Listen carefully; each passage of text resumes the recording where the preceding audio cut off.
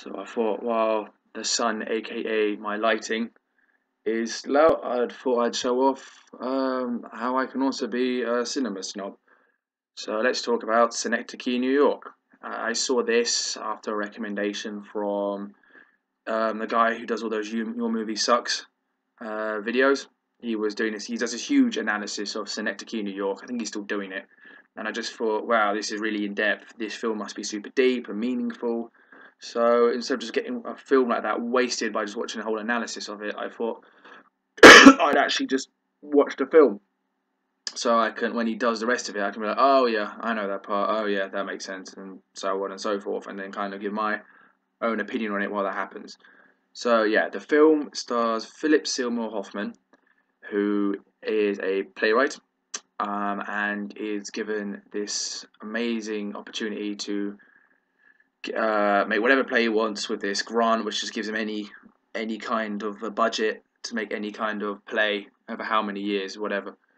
So he does this massive magnum opus on his life, all while things like his wife leaving him whilst taking his daughter um, happen, and then other such events happen, and it just kind of all goes on through his life up until his death, apparently his death. So, and the whole kind of theme of it is kind of how time just slips by without anyone really noticing, and how the older you get, the quicker time speeds up. So, yeah, I didn't care for this film. I'm not a guy who needs to watch just pure entertainment. I'm not the kind of guy who's like, it's Transformers or nothing. But at the same time, this film, I think when you're going to make a film like this, if you're going to be so meaningful and so deep and have all these metaphors and symbolisms, you still got to try and make your characters a little bit believable and likable. Like Philip Seymour Hoffman's character was just, I did not like him at all. I don't know if I'm going to be rooting for him or whatever. He just didn't seem like a human. Like, to spoil one part of the film, he finally finds his daughter again, and she's been told that Philip Seymour Hoffman was gay and left her and her mum and his wife for another guy, and pretty much ruined her life.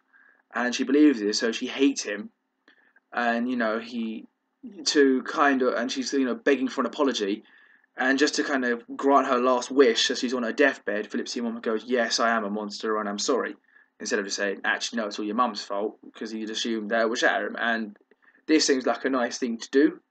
But then it's never brought up again. He just ends up hounding after this woman called Hazel for the rest of the film. That's all he does for the rest of the film. He just makes this film or play, which is it's quite clever because the whole point is like you walk through it and you see different parts of his life. And the film's been going on for ages, and the more realistic the film gets, the play gets, the more shittier life gets outside.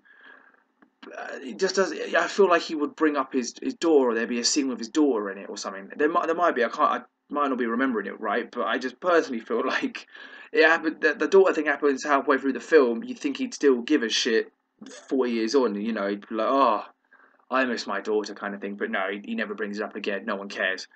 And there's some surrealism in it, but I feel like there just isn't enough for me. When there's going to be surreal moments, there needs to be like real surreal moments because it's really grounded in realism in some points. Like there's a bit where a woman at the start's buying a house and the house is on fire, but no one seems to care it's on fire. Like no one ever brings up it's on fire, and every time you see his house, it's on fire. And I'm sure it means something. I think at one point I had an idea, but I've forgotten it. And I just kept thinking, no, because this is still a real film. Like if any other house was on fire, they'd care. So they should care.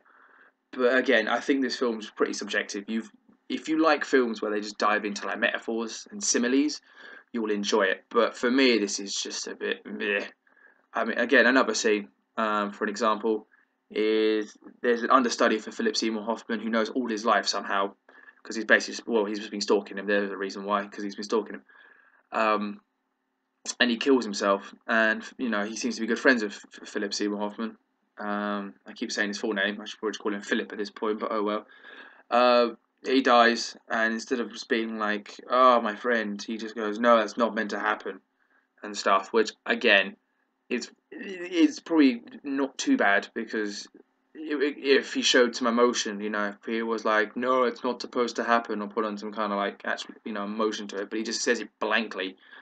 And again, and I'm sure there's symbolism there, but it makes your character look like he's got a heart of stone. I mean, he doesn't seem to care about if anyone in his life dies, as long as there's this hazel bird who he could still bang. He doesn't seem to care.